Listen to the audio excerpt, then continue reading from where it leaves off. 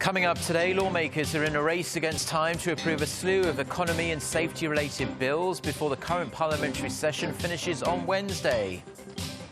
Global oil prices hit their lowest level since the height of the 2008 global financial crisis on the back of the strengthening US dollar and OPEC's inability to agree lower production targets. South Korea is chosen to lead the UN Human Rights Council next year. Seoul says it's in recognition of its efforts to promote human rights around the world. Stay tuned for these stories and more.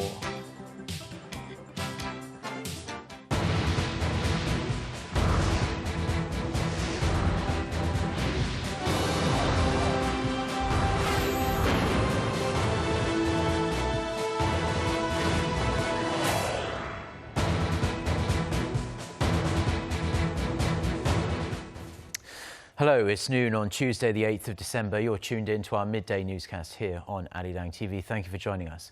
I'm Mark Broom.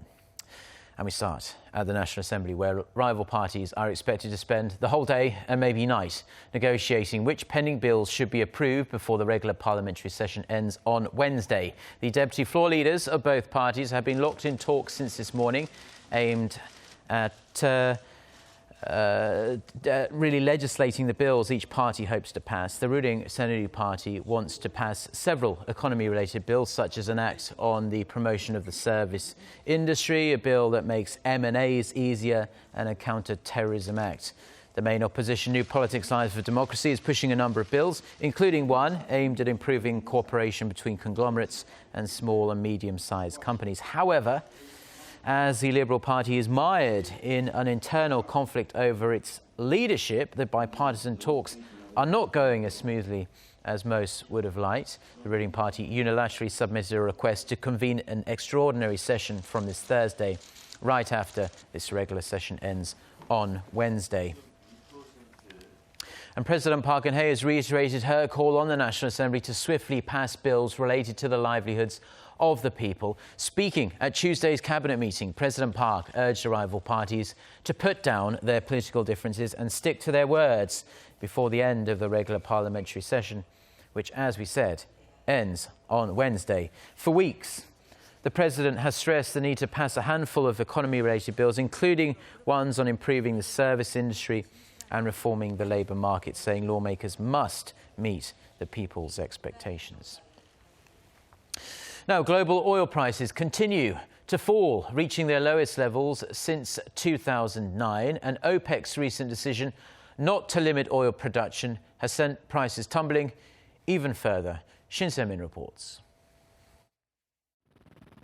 It's falling, and it's not showing signs of stopping anytime soon. Global crude prices plunged to almost 7-year lows on Monday, with the U.S. benchmark West Texas Intermediate crude shedding 5.8% at $37.65 a barrel. Brent crude got slammed too, falling 5% to $40.73 a barrel, also the lowest settlement since February 2009.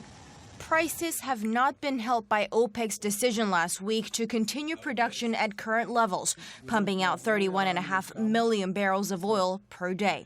OPEC, a group of the largest oil-producing countries, covers nearly 30% of the world's demand. OPEC has actually been ramping up production and has surpassed its quota for at least 18 months now. It's aiming to defend its market share by pushing out smaller rivals like U.S. shale producers. Oil prices have also been dragged down by a strengthening U.S. dollar, the currency in which oil is priced, in expectation the Federal Reserve will hike rates from near zero later this month. The depressed oil prices were keenly felt on financial markets. On Wall Street, the S&P 500 and the Dow Jones Industrial Average both finished 0.7% lower on the back of tumbling energy stocks. Oil giants ExxonMobil and Chevron lost over 2%. With few signs of optimism, most experts agree that oil prices will most likely remain low for 2016 and beyond, that it's difficult to know. Shin Se-min, Arirang News. STX Offshore and Shipbuilding is likely to receive $385 million in financial aid from its creditors. According to industry sources, the creditors will meet on this Wednesday to decide whether to save the world's fourth largest shipbuilder from a liquidity shortage. In return, the company's labour union has agreed to slash 800 jobs, or 30% of its workforce, by the end of next year. Now, creditors have been in control of STX Shipbuilding since 2013, following a prolonged industry slump. Principal creditor, Korea Development Bank, says the shipbuilder had over $3.6 billion in debt from local lenders as of the end of September. Last year, the shipbuilder posted an operating loss of over $267 million. Now to some very exciting news for the country, because South Korea has been chosen to head the UN's leading human rights body for next year when it marks its 10th anniversary. It's the first time since the South Korean government's establishment that the country will be leading an international human rights organisation. Kwon So-ah has this report. The United Nations Human Rights Council. It's the body responsible for promoting and protecting human rights around the world. And it's appointed Korean diplomat Choi Kyung-nim as its president for 2016. Choi is Korea's permanent representative to the UN office in Geneva and will replace current Human Rights Council President Joachim Rücker of Germany. This is the first time Korea has been selected to lead an international human rights organization since Korea's current government was established in 1948. Along with the new president's appointment, South Korea will be serving the 47-member panel for the fourth time beginning next year until 2018. Seoul's Foreign Affairs Ministry says the UN's decision shows that the international community values Korea's achievements toward democratization and its contributions to improving human rights around the world. In a speech, Choi said that over the past 10 years, the Council has accomplished a lot by establishing a framework for promoting and protecting human rights. He said now is the time to put those mechanisms into effect. He also acknowledged the challenges facing the world, such as terrorism, climate change, and migration, which are accompanied by new and complex human rights issues. As the Council President, Choi will lead regular Council sessions, review and monitor the human rights records of the around 190 UN member states, and call for meetings in emergency situations. Meanwhile, there are expectations that with South Korea in the seat, it'll enhance the Council's role in dealing with North Korea's record on human rights. Kwon So-ah, Arirang News.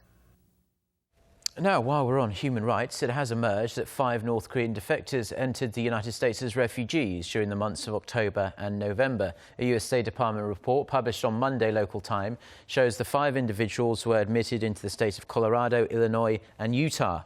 4 North Korean refugees were admitted into the US in July. However, the number of North Korean refugees allowed into the US has been going down. It peaked in 2008 at 37, but recorded just 8 last year. Since 2006, when North Korean nationals were first granted refugee status in the US, a total of 191 have started new lives in the United States. Now, Beijing issued a red alert for air pollution last night after it was hit by hazardous levels of pollution for the second time within the space of a week. And it's the first time it's ever issued the alert at this level, the highest in a 4-tier system. Kwon Jang-oh has this report. Airpocalypse. That's the term some English speakers in China's capital use to describe the worst pollution days. And on official terms, the toxicity has reached that worst level. Beijing issued a red alert for air pollution on Monday for the first time since the current warning system was adopted in 2013. The alert is only issued when there are 3 or more days of serious pollution, and the current smog blanketing the city is expected to last till Thursday. Schools have been shut down, people have been warned to stay indoors, and outdoor operations at construction sites have been banned. In addition, some industrial plants are required to limit or stop production altogether. Car use has also been limited to alternating days, while 30% of government cars will be banned from driving. Extra subway trains and buses have been added to handle the additional strain on public transportation system. We, as ordinary people, do not wish for this roller coaster, for severe smog to appear one day and then blue sky with white clouds appearing the next. We hope to live in a state that has blue skies and white clouds every day.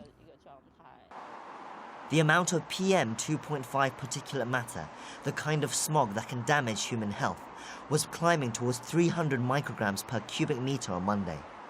That's more than 10 times what the World Health Organization considers safe. Last week, that level reached almost 1,000, but no red alert was issued as the haze wasn't expected to last for 3 days. In Korea, there is concern about the alert because the smog and dust can sometimes travel a distance. But the presence of northerly winds means Korea will not be affected this time. Kwon Jang-ho, Arirang News. Well, that's good to hear. Now, Japan's economy avoided a technical recession in the third quarter, with revised data showing its economy grew at an annual 1%. This marks an upgrade compared to the preliminary reading of a 0.8% contraction. 2 consecutive quarters of economic contraction are defined as a technical recession. The revised estimates show stronger corporate investment and higher pace of growth in exports. The data also show Japan's GDP growth for the July to September period was revised up from minus 0.2% to 0.3% on quarter. According to experts, Japan's economic activity will continue to recover this quarter. Now, officials in the United States say the suspects in last week's mass shooting in Southern California were radicalized for a long time. They also found evidence the suspects pre-planned the deadly attack. But many questions remain unanswered. Sun Jung-in has the details. Speaking at a news conference on Monday, David Bowditch, assistant director of the FBI's Los Angeles office, said the suspected couple had both been radicalized. As the investigation has progressed, we have believe that both subjects were radicalized and have been for quite some time. Bowditch said investigators were now trying to determine how, when, and by whom the shooters were radicalized. He added that they have not yet found any proof the assailants, U.S.-born Syed Rizwan Farook and his Pakistani wife Tashfin Malik, were part of a larger overseas-based terrorist group. President Obama had earlier condemned the attack as an act of terrorism. The FBI's latest briefing came nearly a week after the couple opened fire on a holiday gathering of Farook's colleagues, killing 14 people. They were gunned down by the authorities several hours after the attack. Police say they have collected more evidence from the couple's home, including 5 firearms and thousands of rounds of ammunition, along with explosives and other materials for making pipe bombs. The FBI also found the shooters had both taken part in target practice before the shooting, leading them to believe the attack was planned beforehand. Yes, we do have evidence that both of these subjects did some participated in target practice in some ranges within the metro area or within the Los Angeles area. Officials are expanding their investigation to seek a motive for the attack.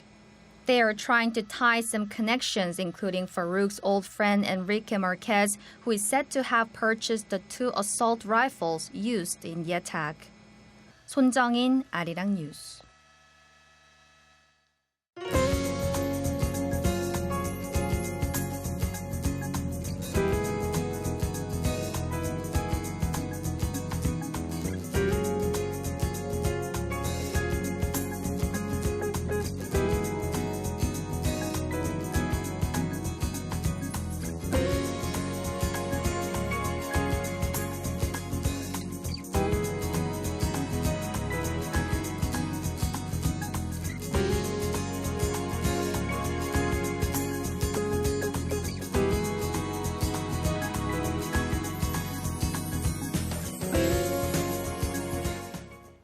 Well, that's all we have for now. I'm Mark Broom. Thank you as always for tuning in to our newscast, and we'll be back throughout the day with more news bulletins. Goodbye.